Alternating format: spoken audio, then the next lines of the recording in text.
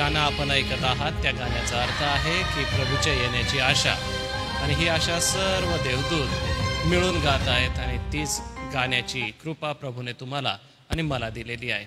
त्याच्या येण्याची ही धन्य आशा आपण वाट पाहत असताना आज सकाळी आपण मंडळीच्या चालीवरती विजयसंगीतातून गीत गाणार आहोत. विजयसंगीत गीत नंबर 36 आपण गाणार आहोत. प्रभू माझा सर्व मार्गी नित्य मला चालवी. विजयसंगीत गीत नंबर 36.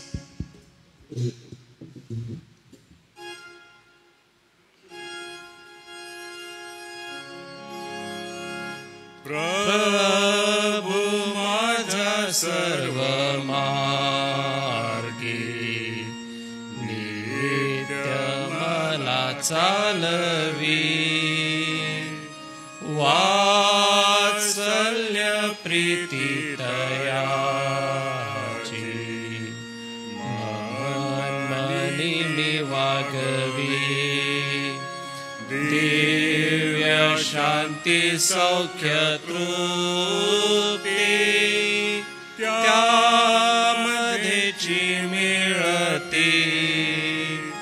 कष्ट त्रास येवो तरी पुरविल तो शक्ती.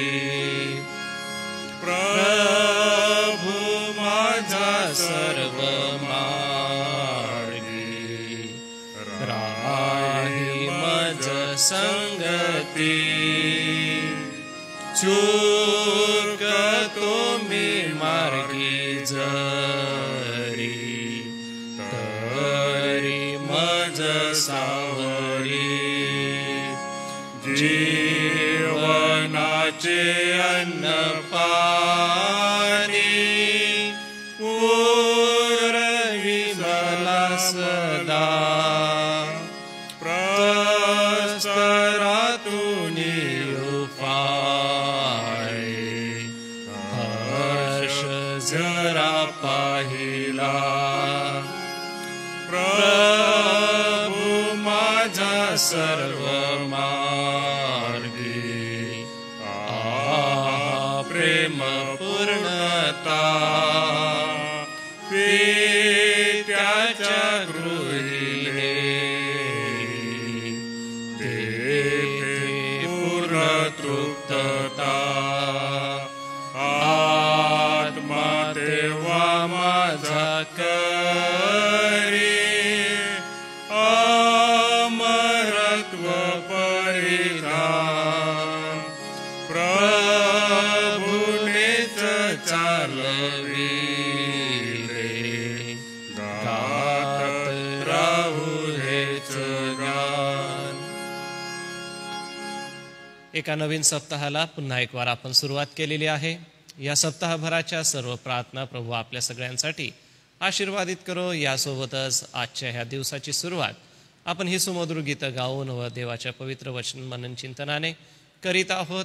सर्वप्रथम आपण प्रार्थना करणार आहोत. मी आदरणीय रेव्हरंड विश्वास पाडवी साहेब आपणाला विनंती करणार आहे, कृपा करून आपण पुढे या, आरंभीची प्रार्थना करा, नंतर मग आपण मनन चिंतन ऐकू.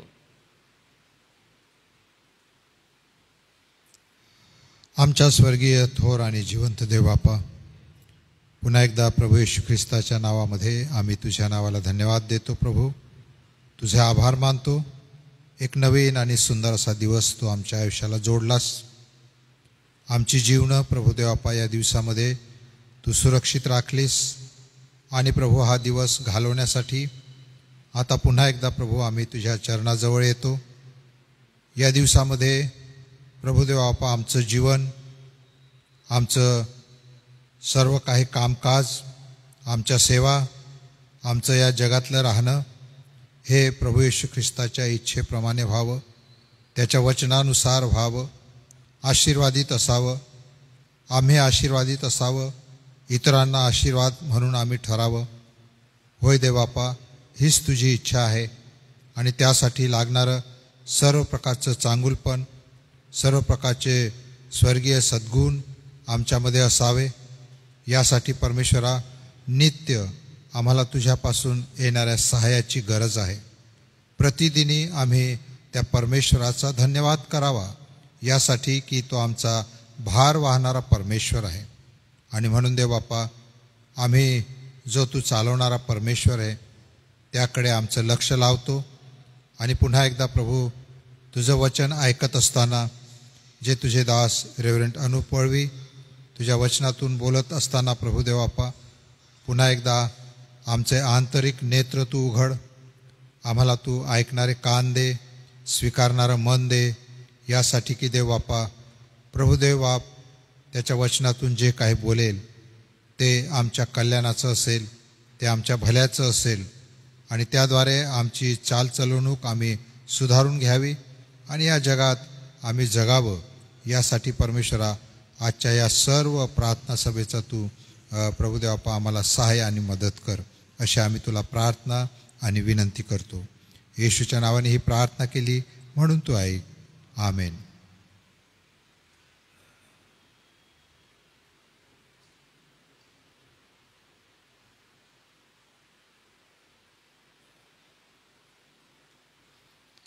आजच्या सकाळी आपण स्तोत्रसंहितेचं मनन करीत असताना आपण आपलं पवित्र शास्त्र काढूया आणि आजच्या मननाचं जे स्तोत्र आहे ते मी आपल्या सगळ्यांसाठी वाचतो. आपण स्तोत्रसंहिता 35 आज मननचिंतनासाठी आपल्याला आहे. तर 35वं स्तोत्र आपण काढूया. शत्रूच्या हातातून सुटण्याकरिता प्रार्थना. ही दाविदाची प्रार्थना आहे. मी वाचतो. हे परमेश्वरा, मला विरोध करणाऱ्यांना विरोध कर, माझ्याबरोबर लढणाऱ्यांशी लढ, ढाल व कवच धारण कर, माझ्या सहाय्यासाठी उभा राहा, भाला हाती घे, माझा पाठलाग करणाऱ्यांचा मार्ग अडीव. मीच तुझे तारण आहे असे तू माझ्या जीवाला सांग. माझा जीव घेऊ पाहणारे लज्जित व फज्जित होत, माझे नुकसान व्हावे म्हणून मनसुबा करणारे मागे हटोत व त्यांना लाज वाटो. ते वाराने उडून चाललेल्या भुस्यासारखे होवत, परमेश्वराचा दूत त्यास उधळून लावो. त्यांचा मार्ग अंधकारमय व निसरडा हो, परमेश्वराचा दूत त्यांच्या पाठीस लागो. कारण त्यांनी विनाकारण माझ्यासाठी आपला फास गुप्तपणे मांडला, माझ्या जीवासाठी निष्कारण खाचही खणली. त्याच्यावर न कळत आपत्ती येऊ, तो फासा त्याने गुप्तपणे मांडला, त्यात तो गुंतून पडो, तोच त्यात अचानक नाश पावो. मग माझा जीव परमेश्वराच्या ठाई उल्हास पावेल आणि त्याने सिद्ध केलेल्या तारणामुळे हर्ष करील. माझे सर्व हाडे म्हणतील, हे परमेश्वरा, तुझ्यासारखा कोण आहे? तू दिनास त्याच्याहून बलिष्ठ असणाऱ्यापासून सोडवितोस, तू दिनास व कंगालास त्याला लुटणाऱ्यांपासून सोडवितोस. आता हे स्तोत्र मोठं असल्यामुळे पूर्ण आपण टप्प्याटप्प्याने वाचत जाणार आहोत, परंतु सर्वप्रथम आपण बघूया की शत्रूच्या हातातून सुटण्यासाठीची ही जी प्रार्थना केलेली आहे ही दावीद राजाने केलेली आहे. दावीद राजाचं जीवन जर आपण पाहिलं तर दावीद राजाचं जीवन हे मेंढपाळ म्हणून आमच्या नजरेसमोर येतं, परंतु मेंढपाळ म्हणून सेवा करत असताना पुढे परमेश्वराने त्याचा उपयोग गल्ल्याथाला वध करून इस्रायली लोकांसाठी एक पुढारी, इस्रायली लोकांसाठी एक मार्गदर्शक असं नेमलं. आणि तेथून पुढे तो आपलं जीवन प्रवास करत असताना त्याने वेगवेगळी युद्ध केली आणि त्याच्या कार्यामध्ये होत असलेल्या लढायांमध्ये परमेश्वराने त्याला सांभाळलं. तो म्हणतो की ढाल व कवच धारण कर, माझ्या सहाय्यासाठी उभा राहा. परमेश्वर तुमच्यासाठी आणि माझ्यासाठी काय आहे ह्याचं उत्तर आम्हाला या ठिकाणी मिळतं. परमेश्वर तुमच्या आणि माझ्यासाठी ढाल आणि कवच आहे. वारंवार स्तोत्रसंहितेमध्ये आम्हाला स्तोत्र करता दावीद राजा याची आठवण देतो की परमेश्वर माझ्यासाठी काय आहे. माझ्यासाठी ढाल आहे, माझ्यासाठी कवच आहे. जर आपण कासवाकडे बघितलं तर कासवाकडे बघा, कासवाला ज्या वेळेला धोका जाणवतो त्यावेळेला तो आपल्या कवचामध्ये लपतो आणि त्याचं कवच इतकं कठीण असतं की त्यावरती तलवारीचा वार जरी झाला तरी ते त्याला भेदू शकत नाही, त्या आतमध्ये सुरक्षित राहतं. परमेश्वर त्याप्रमाणे आपल्या लोकांचा सांभाळ करतो, प्रतिपाळ करतो आणि परमेश्वर त्यांना सहाय्य करतो. वचन 3 मध्ये तो परमेश्वराला एक वेगळ्या प्रकारची विनंती करत आहे. तो म्हणतो की भाला हाती घे आणि जे त्याच्या पाठीला लागणार आहेत त्यांना तू अडव, मीच तुझे तारण आहे असे म्हण, असे तू माझ्या जीवाला सांग. आता स्तोत्रकर्ता या ठिकाणी कोणासंगती बोलत आहे? परमेश्वरासंगती तर बोलत आहे. पण परमेश्वराकडे एक विनंती तो करत आहे. बघा त्याची ही विनंती कशी आहे की माझ्यासाठी आपला भाला हाती घे आणि माझं तारण आहे माझ्या जीवाला सांग. कधी कधी आपल्याला आपल्या स्वतःलाच धीर द्यावा लागतो. आपल्याला स्वतःलाच आपल्याला सांगावं लागतं की परमेश्वर मला सहाय्य करणार आहे. या ठिकाणी स्वतःला तो सांगून घेते की माझं तारण काय आहे? माझं तारण माझा परमेश्वर आहे. आता वास्तविक नवीन कराराकडे ज्या वेळेला तुम्ही आणि मी जातो त्यावेळेला तारणाबद्दलचा जो संकल्प आहे किंवा तारणाबद्दलची जी व्याख्या आहे ती वेगळी आहे. ती म्हणजे पापातून सुटणे, सर्व प्रकारच्या अपराधातून सुटणे. आणि ह्या ठिकाणी जुन्या करारात तारण म्हणजे संरक्षण मिळणे आणि परमेश्वर आपल्या सोबत असणे. या दोन महत्त्वाच्या गोष्टी आहेत. कारण प्रभू येशू ख्रिस्ताच्या प्रगट होण्याच्या द्वारे, वधस्तंभावरील बलिदानाच्या द्वारे व पुनरुत्थानाच्या द्वारे ही तारणाची जी प्रक्रिया आहे ती पूर्ण झालेली आहे.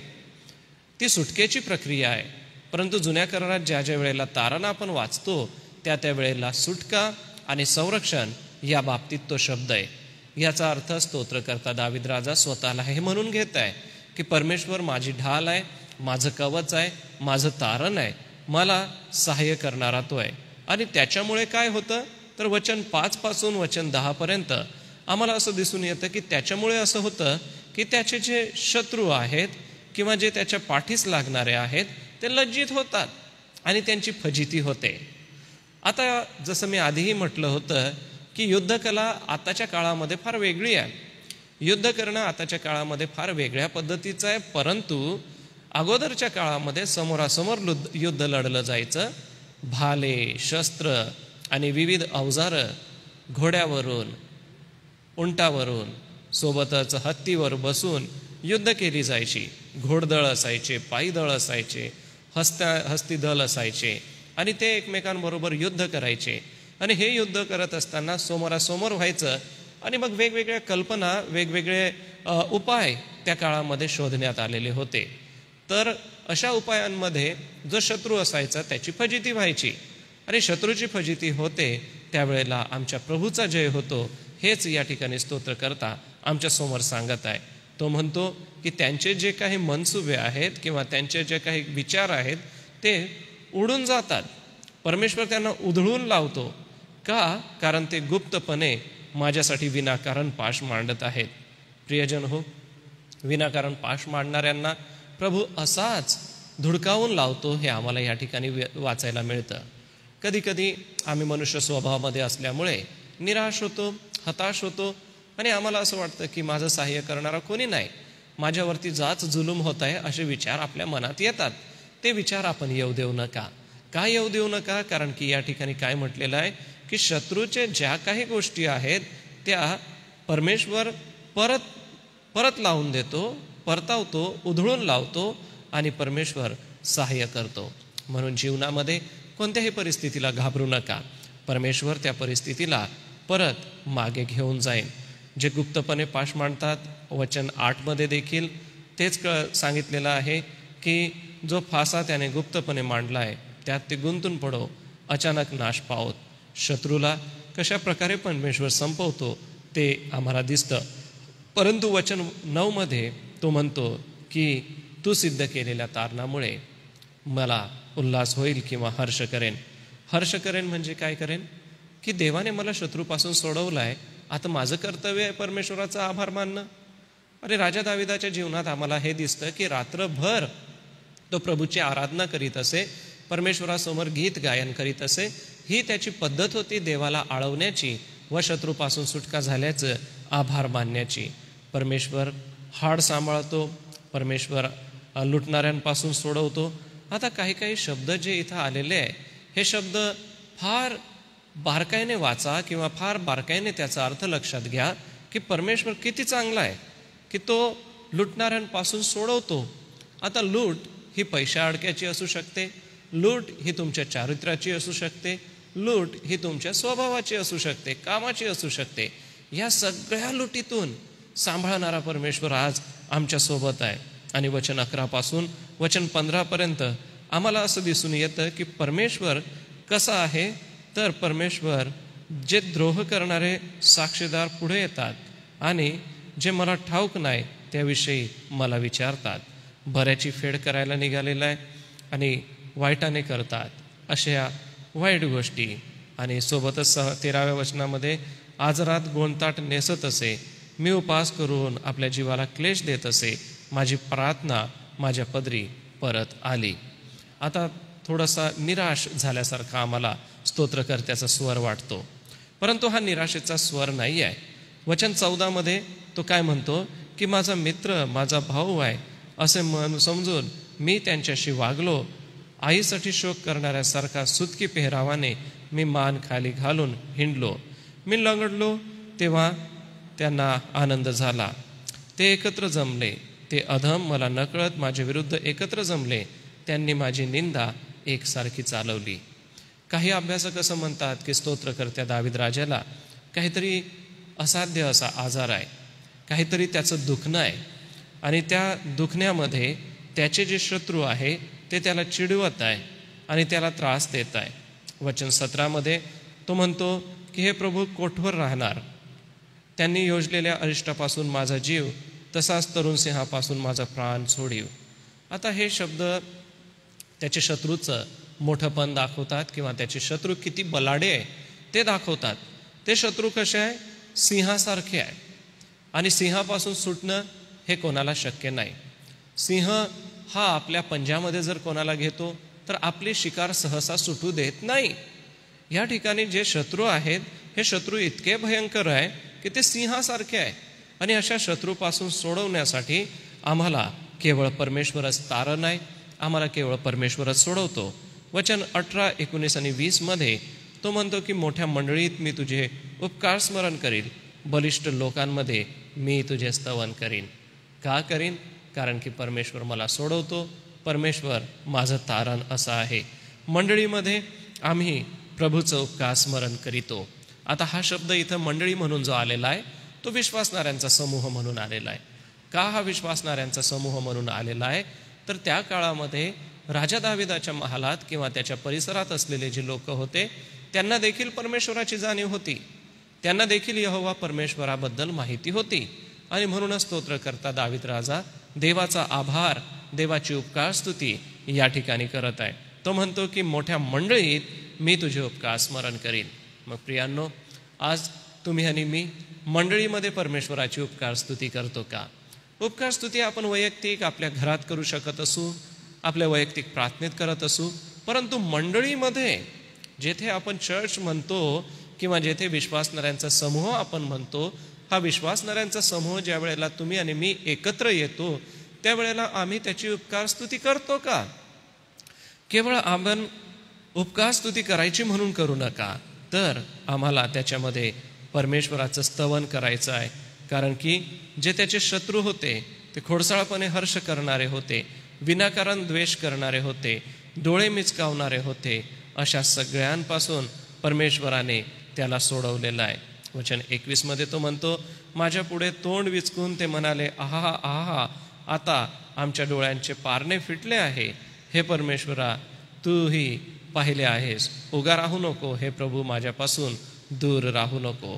पुन्हा तो आपल्या शत्रूंपासून सुटका व्हावी म्हणून परमेश्वराकडे विनंती करत आहे. 23 ते 25 वचनामध्ये आम्हाला महत्त्वाची गोष्ट दिसून येते, ती म्हणजे परमेश्वर कशा प्रकारे सहाय्य करतो. 24व्या वचनात तो म्हणतो की हे परमेश्वरा, माझ्या देवा, आपल्या नीतीने माझा न्यायनिवाडा कर, ते माझ्या विरुद्ध हर्ष न करोत. आता एक महत्त्वाची गोष्ट आपण समजून घेऊया. शत्रू किंवा संकट आपल्या मागे लागतात त्यावेळेला आम्हाला परमेश्वराने सहाय्य करावं असे आम्ही विनंती करतो. परमेश्वराकडे आम्ही तसं म्हणतो की प्रभू, तो आम्हाला सहाय्य कर. परंतु स्तोत्रकर्ता येथे काय म्हणत आहे की माझा न्यायनिवाडा कर. सगळ्यात पहिले तो स्वतःच तपासणी करत आहे की प्रभू, माझ्या शत्रूंपासून तू मला सोडव, माझ्या शत्रूंपासून तू माझं रक्षण कर, पण सगळ्यात पहिले काय कर? माझा न्यायनिवाडा कर. मग प्रियांनो, हे शब्द जर तुम्हाला आणि मला परमेश्वरासमोर बोलावे लागले तर आमच्या शत्रूंपासून बचाव होईल केव्हा होईल? ज्या वेळेला आम्ही परमेश्वराला सांगू की प्रभू, तू माझा न्यायनिवाडा कर. आणि जर देवाने तुमचा आणि माझा न्यायनिवाडा केला तर आपलं काय होईल? काय होईल ते वचन 25 सांगितलेलं आहे. आमच्या मनासारखे झाले असे ते आपल्या मनात न म्हणत, आम्ही त्याला गिळून टाकले असे ते न म्हणत. पुन्हा एक वार त्याचं शत्रूंसोबत किंवा त्याचे विरोध करणाऱ्यांबरोबर बोलणं चाललेलं आहे. याचा अर्थ आमच्या मनासारखं करणारा प्रभू आमच्यासोबत आहे, शत्रूंच्या मनासारखं करणारा नाही. 26व्या वचनात, माझ्या अहितामुळे आनंद करणारे सर्व एकदम लज्जित व फज्जित होत. तोरा मिरवणारे लज्जा आणि फजिती यांना प्राप्त हो. बघा, एक द्वंद्व एक प्रकारचं चाललेलं आहे. एक प्रकारचं आपल्या शत्रूबद्दल जी गोष्ट आहे ती तो देवासमोर सांगत आहे. तो 27 आणि 28व्या वचनामध्ये आम्हाला म्हणतो की माझ्या न्यायपक्षाला अनुकूल असणारे उत्साह व हर्ष पावत, आपल्या सेवकाच्या कल्याणाने आनंद पावणाऱ्या परमेश्वराचे गौरव हो असे ते सतत म्हणत. माझी जीभ तुझी न्यायपरायणता गुणगुणत राहील व तुझे स्तवन दिवसभर करील. 2-3 फार महत्त्वाच्या गोष्टी आमच्या शत्रूच्या बाबतीत जे आम्ही केलं पाहिजे ते म्हणजे दिवसभर परमेश्वराचं स्तवन करा आणि आपल्या जिभेने परमेश्वराचं गुणगान गात राहा. वचन 23 परमेश्वरासमोर आपण ज्या वेळेला उभं राहतो त्यावेळेला उठून आम्ही त्याची स्तुती जागृत होऊन केली पाहिजे आणि आम्ही परमेश्वरासमोर आमचा न्यायनिवाडा स्वतः केला पाहिजे. त्याने हे सगळं केलं आणि म्हणूनच तो म्हणतो की परमेश्वर माझं तारण आहे, परमेश्वर मला सोडवणार आहे. मग आज सकाळी कोणता शत्रू तुमच्या मनामध्ये घर करू नये? कोणत्या गोष्टी आहेत की ज्यांना आपण शत्रू म्हणतो? आपल्या मनाला असं वाटतं तर या शत्रूपासून बचाव करण्यासाठी स्वतःचा न्यायनिवाडा परमेश्वरासमोर करा. आणि एवढंच नव्हे तर परमेश्वराचं दिवसभर स्तवन करा आणि परमेश्वराचं गुणगान गात राहा. परमेश्वराचं गुणगान गाणं, परमेश्वराचं स्तवन करणं, परमेश्वरासमोर आपला न्यायनिवाडा करण्यासाठी स्वतः सिद्ध राहणं, हे सगळं केल्यानंतर आमच्यावर डोळे मिसकावणारे, आमच्याशी कठोर वागणारे, आमचा उपहास करणारे, आमच्या बराची फेड वाईटाने करणारे, आमच्या जीवाच्या ठाई ज्यांना उल्हास नाही असं वाटणारा जो आमचा शत्रू आहे, या सगळ्यांपासून परमेश्वर रक्षण करील. मग आज शत्रू म्हणून आपण जोही विचार मनात करत असाल, एक लक्षात ठेवा, अशा सगळ्या शत्रूंना गप्प करणारा परमेश्वर आमच्यासोबत आहे. सगळ्यात पहिले स्वतःचा न्यायनिवाडा करा, परमेश्वरासमोर गुणगान गा आणि परमेश्वराची स्तुती आपल्या जीवनात करा. या 3 महत्त्वाच्या गोष्टी आपण प्रत्येकाने आपल्या जीवनात करूया. शत्रू किती मोठा आहे ते या स्तोत्रात सांगितलं आहे व या शत्रूपासून सुटका काय आहे ती पण आपल्याला सांगितले. देवबाप ही पवित्र वचनं आपल्या मननासाठी आशीर्वादाची करो. ह्या पवित्र वचन मनन चिंतनाच्याद्वारे देवबाप आपल्या मनाची पकड घेऊ. आज सकाळी पुन्हा एक वार आपण प्रभुचरणी जाऊ. नित्य आपले प्रार्थना विषय आहेत, त्यासाठी प्रार्थना करूया. रेव्हरंड LP वळवी पाळक साहेब सगळ्यांच्या वतीने प्रार्थना करतील. त्यानंतर प्रभूची प्रार्थना आणि आशीर्वादसुद्धा रेव्हरंड LP वळवी पाळक साहेब देतील. आज ज्यांचे जन्मदिवस आहे त्यामध्ये लोंढे पाळक साहेबांचे चिरंजीव अविनाश यांचा जन्मदिवस आहे, तर त्यांना मंडळीच्या वतीने मी वाढदिवसाच्या शुभेच्छा देतो. आजारी प्रियांची आठवण करीत असताना रैता अक्का आहेत आणि जुलियाना अक्का आहेत. प्रभुदेव बाप या प्रियांना आपलं आरोग्य आणि आपलं कृपापूर्व. व्हायरल सध्या आहे, सर्दी खोकला ताप आहे. श्रीपीडी लवणे आहेत, सौलवणे आहेत, रेव्हरंड DM पाटील पाळक साहेब आहेत, सुशे अक्का आहेत, सापाबाई आहेत, चांदेकर सिस्टर आहेत. या सगळ्यांना देवबाप आरोग्य देव. सोबतच आज सकाळी आपण माझ्या वडिलांसाठी देखील प्रार्थना करा. मगन वळवी यांच्यासाठी काल त्यांचं शुगर वाढलं आणि अचानक चक्कर येऊन ते पडले आणि पडल्यामुळे आम्हाला त्यांना दिवसभर आणि रात्रीसुद्धा दवाखान्यात ॲडमिट ठेवावं लागलं. आता डॉक्टर पुढील ट्रीटमेंट करत आहे आणि शुगर वाढल्यामुळे चक्कर येणं, भुरळ येणं हे तर स्वाभाविक आहे, परंतु पायाला थोडीशी दुखापत आहे. तर शुगर नियंत्रणात असावी, कधीही कुठे पडून अपघात घडू नये यासाठी आपण विशेष प्रार्थनेमध्ये आठवण ठेवा.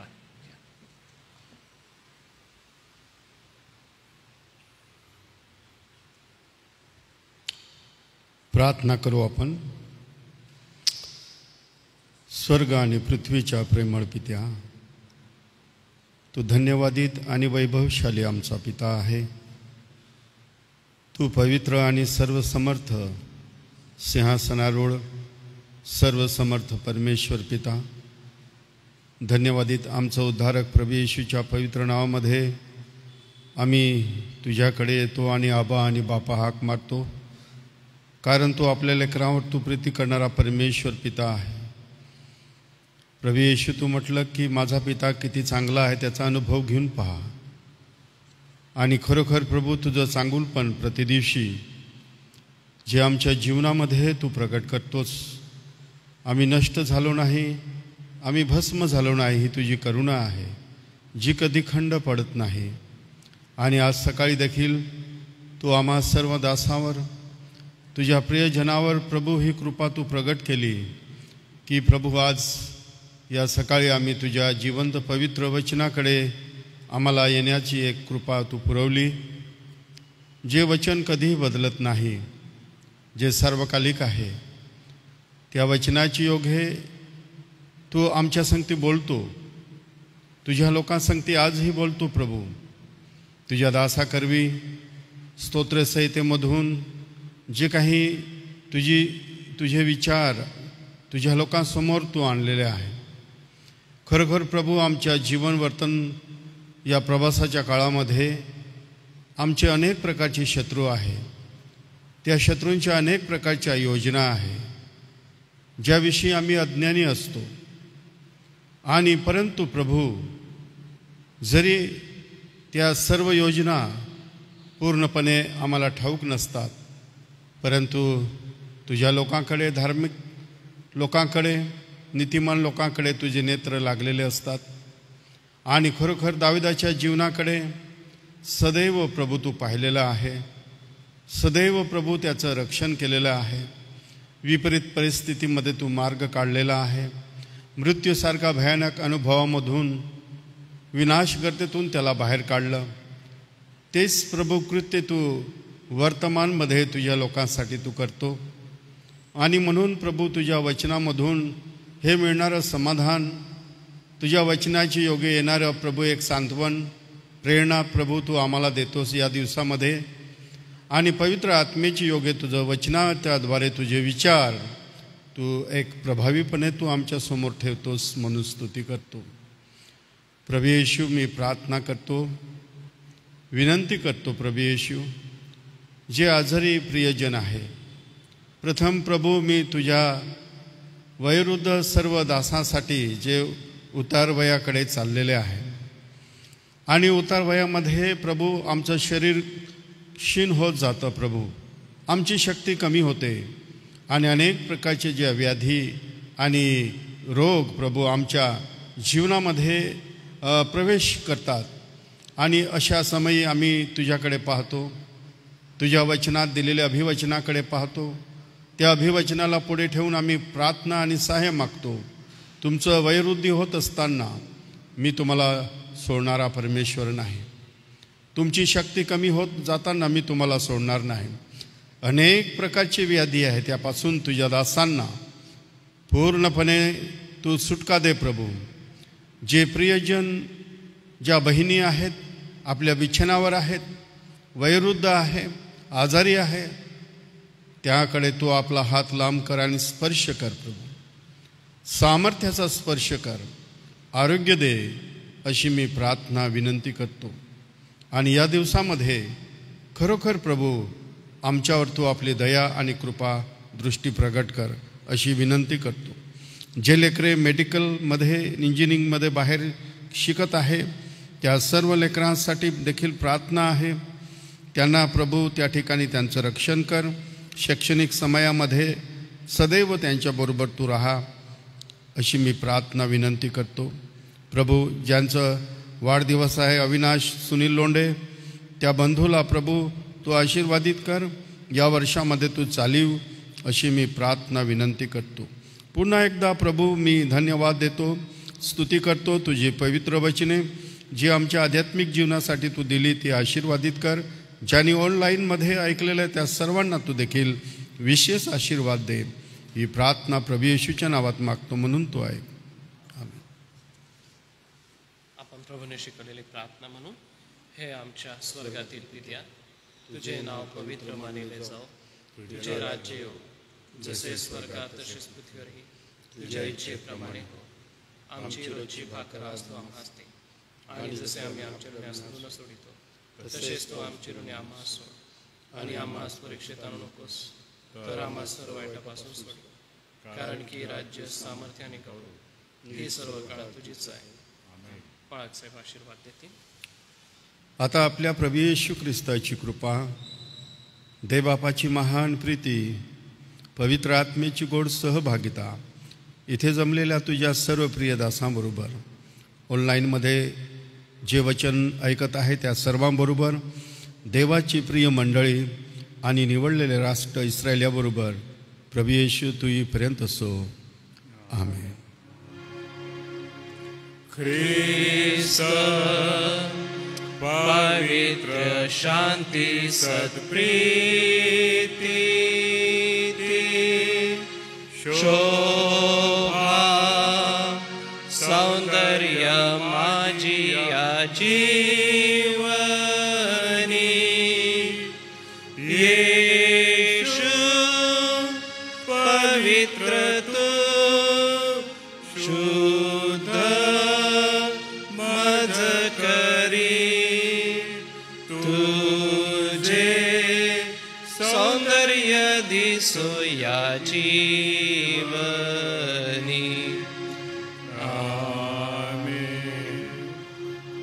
उद्यासाठी सूचना आहे. उद्या एका मीटिंगसाठी मी आणि पठारे पाळकसाहेब उपस्थित राहणार नाही. त्याच्यामुळे उद्या सकाळचं जे मनन चिंतन आहे त्याचं चालकपण रेव्हरंड राजू मार्गे पाळकसाहेब करतील, आणि वचनाची सेवा रेव्हरंड विश्वास पाडवी साहेब करतील. सर्वांना सलाम.